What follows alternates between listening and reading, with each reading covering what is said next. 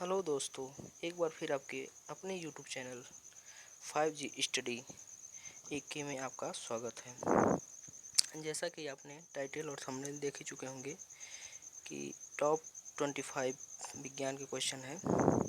तो आप लोग अगर विज्ञान के क्वेश्चन पढ़े हैं तो 25 में से 20 करके दिखाइए तो अच्छा है, बढ़िया है। तो ज़्यादा समय ना वेस्ट करते हुए आइए हम अपने क्वेश्चन पे आते हैं। तो क्वेश्चन नंबर पहला है, प्रकाश वर्ष किसका एकक है? समय का, दूरी का, वेग का या इनमें से कोई नहीं।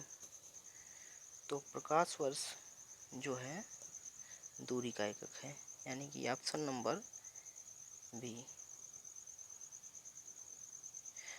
नेक्स्ट क्वेश्चन है, निम्नलिखित में से कौन समय की इकाई नहीं है? प्रकाश वर्ष, नैनो सेकेंड, माइक्रो सेकेंड या सेकेंड।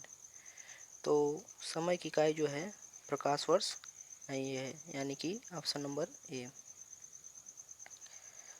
अगला क्वेश्चन है, नूरी साल है। पृथ्वी तथा सूर्य के बीच की दूरी, एक वर्ष में नूर द्वारा तय किया हुआ फासला, पृथ्वी और चंद्रमा के बीच का औसत फासला या इनमें से कोई नहीं। तो नूरी साल क्या है? तो नूरी साल जो है एक वर्ष में नूर द्वारा तय किया हुआ फासला, यानी कि ऑप्शन नंबर बी है। नूरी साल देखिए, यहाँ पर व्याख्या दिया हुआ है। नूरी साल को प्रकाश वर्ष भी कहते हैं।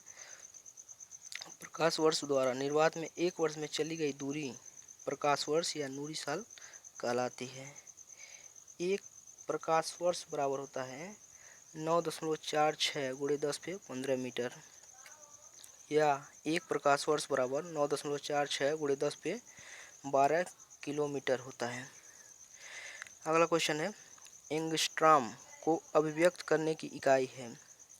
समय, द्रव्यमान, लंबाई या बल। तो एंगस्ट्रॉम को जो है किसको अभिव्यक्त करता है? एंगस्ट्रॉम लंबाई को अभिव्यक्त करता है, यानी कि ऑप्शन नंबर सी।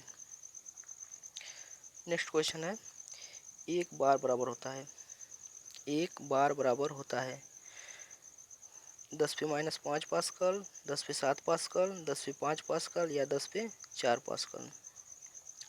तो एक बार बराबर होता है 10 पे 5 पास्कल।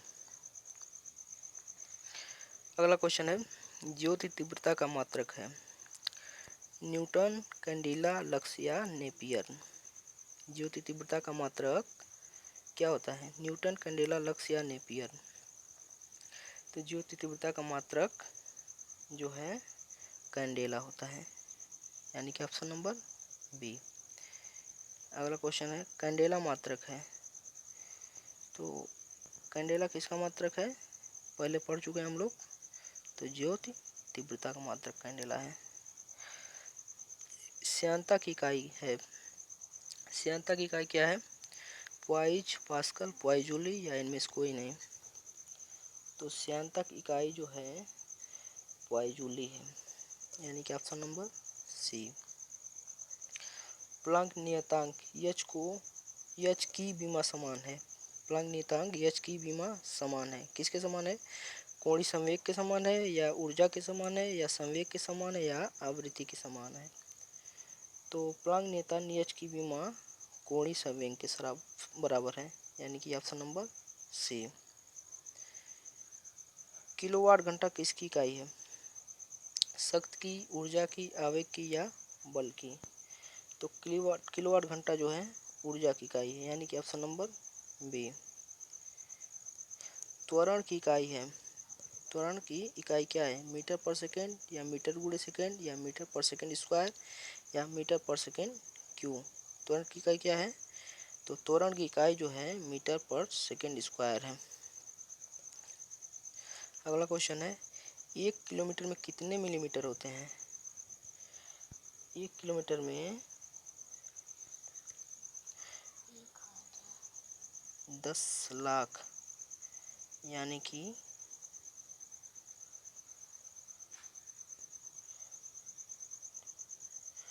ऑप्शन नंबर सी सही है इसका।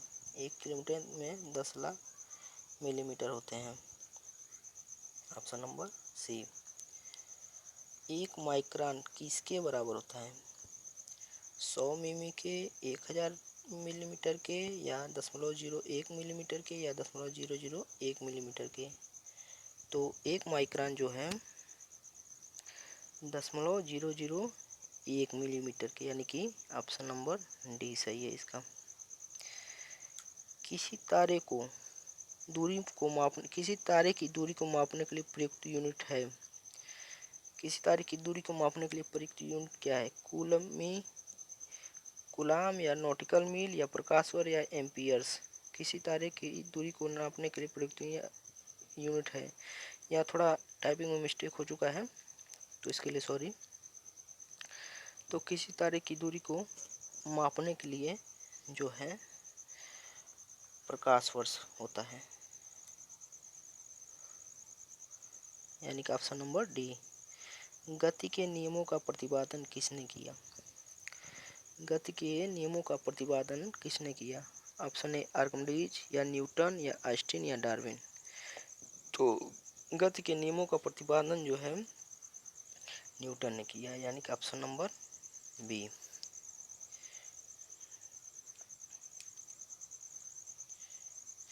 न्यूटन के गति के प्रथम नियम से किस राशि की परिभाषा मिलती है? न्यूटन के गति के प्रथम नियम से किस राशि की परिभाषा मिलती है? तो न्यूटन के गति के प्रथम नियम से एक समान गति की, यानी कि ऑप्शन नंबर डी, एक समान गति की परिभाषा मिलती है। जैसे किसी भी वस्तु, स्थिर या गतिशील वस्तु की स्थिर और दिशा में तब तक कोई परिवर्तन नहीं होगा जब तक उस पर कोई बाह्य बल सक्रिय न हो। तो इसे एक यह भी समीकरण निकलता है कि एक समान उसकी गति होगी। अगला क्वेश्चन है क्वेश्चन नंबर 17। किसी भी स्थिर या गतिशील वस्तु की स्थिति और दिशा में तब तक कोई परिवर्तन नहीं होता जब तक उस पर कोई बाह्य बल सक्रिय ना हो। यह क्या है, किसका कथन है? न्यूटन के गति विषयक प्रथम नियम का, या न्यूटन के गति विषयक द्वितीय नियम का, या न्यूटन के गति विषयक तृतीय नियम का, या गैलीलियो के गति विषयक नियम का। तो यह कथन न्यूटन के गति विषयक प्रथम नियम का, यानी कि ऑप्शन नंबर ए सही है। अगला क्वेश्चन है, कालीन से धूल हटाते समय हमें इसको अचानक झटका देते हैं अथवा छड़ी से पीटते हैं, इसका कारण क्या है? विराम के जड़त्व में धूल अपना स्थान जमा लेती है तथा कालीन से धूल तभी हटती है जब कालीन में गति प्रदान की जाए। ऑप्शन नंबर ए था। और अगला ऑप्शन है, गति का जड़त्व धूल को अलग करता है। या अगला ऑप्शन है, झटका धूल तथा कालीन के बीच संसंजन बल की से मुक्ति प्रदान करता है और धूल दूर हो जाती है। या अगला ऑप्शन है, उपयुक्त में से कोई नहीं। तो कालीन से धूल हटाते समय हम झटका क्यों देते हैं या छड़ी से क्यों पीटते हैं? क्योंकि विराम के जड़त्व में धूल अपना स्थान जमा लेती है। विराम के जड़त्व में धूल अपना स्थान जमा लेती है तथा कालीन से धूल तभी हटती है जब कालीन में गति प्रदान की जाती है, यानी कि ऑप्शन नंबर ए सही है। अगला क्वेश्चन है, किसने कहा है एक पिंड विरामावस्था में तब तक रहेगा जब तक कि बाहरी बल पिंड पर कार्य नहीं करता? किसने कहा था? तो जो है यह कथन न्यूटन जी कहे थे, यानी कि ऑप्शन नंबर डी। और यह जो है न्यूटन के प्रथम नियम को भी परिभाषित करता है। अब अगला क्वेश्चन है, एक गतिशील बस में अचानक ब्रेक लगाने से सवारी आगे की ओर झुक जाती है, यह नियम का पालन करता है, यानी कि यह नियम किसका पालन करता है? ऑप्शन है, न्यूटन के प्रथम नियम का, न्यूटन के द्वितीय नियम का, न्यूटन के तृतीय नियम का, या संवेग के नियम का। तो जो है यह कथन न्यूटन के प्रथम नियम का है, यानी कि ऑप्शन नंबर ए। अगला क्वेश्चन है, न्यूटन के गति का कौन सा नियम जड़त्व की व्याख्या करता है? न्यूटन के गति का कौन सा नियम जड़त्व की व्याख्या करता है? तो न्यूटन के गति का प्रथम नियम जड़त्व की व्याख्या करता है। अगला क्वेश्चन है, एक वस्तु की जड़त्व की प्रत्यक्ष निर्भरता है। एक वस्तु की जड़त्व की प्रत्यक्ष निर्भरता है, किस पर है प्रत्यक्ष निर्भरता? द्रव्यमान पर, वेग पर, आयतन पर या संवेग पर? तो एक वस्तु की जड़त्व की प्रत्यक्ष निर्भरता जो है द्रव्यमान पर है, यानी कि ऑप्शन नंबर ए। अगला क्वेश्चन है, जड़त्व का नियम सर्वप्रथम किसने दिया? तो जड़त्व का नियम सर्वप्रथम गैलीलियो ने दिया, यानी कि ऑप्शन नंबर ए।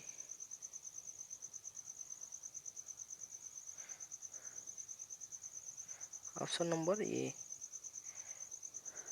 अगला क्वेश्चन है, गुरुत्वाकर्षण के नियमों के आविष्कारक कौन हैं? गुरुत्वाकर्षण के नियमों के आविष्कारक कौन हैं? एडिसन है कि न्यूटन है कि फैराडे है कि इनमें से कोई नहीं? कौन है गुरुत्वाकर्षण नियमों के आविष्कारक कौन है? तो गुरुत्वाकर्षण के नियमों के आविष्कारक जो हैं न्यूटन जी हैं, यानी कि ऑप्शन नंबर बी। अगला क्वेश्चन है, रेखीय संवेग संरक्षण बराबर है। रेखीय संवेग संरक्षण बराबर है, किसके बराबर है? न्यूटन के प्रथम नियम के बराबर है कि न्यूटन के द्वितीय नियम के बराबर है, या न्यूटन के तृतीय नियम, या इनमें से कोई नहीं? तो रेखीय संवेग संरक्षण जो है इनमें से कोई नहीं, यानी कि ऑप्शन नंबर डी। रेखीय संवेग संरक्षण न्यूटन के द्वितीय या तृतीय नियम दोनों के योग से बनता है।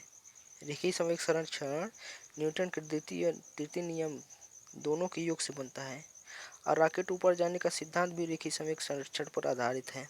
यह भी क्वेश्चन याद रखें। तो आज के लिए इतना ही। और हाँ, आप लोग मेरे चैनल को सब्सक्राइब नहीं करते हैं, मेरे चैनल को सब्सक्राइब कीजिए ताकि मुझे भी मोटिवेशन मिले और मैं अच्छा वीडियो बना सकूं। मेरे चैनल को सब्सक्राइब करें और लाइक करें। धन्यवाद।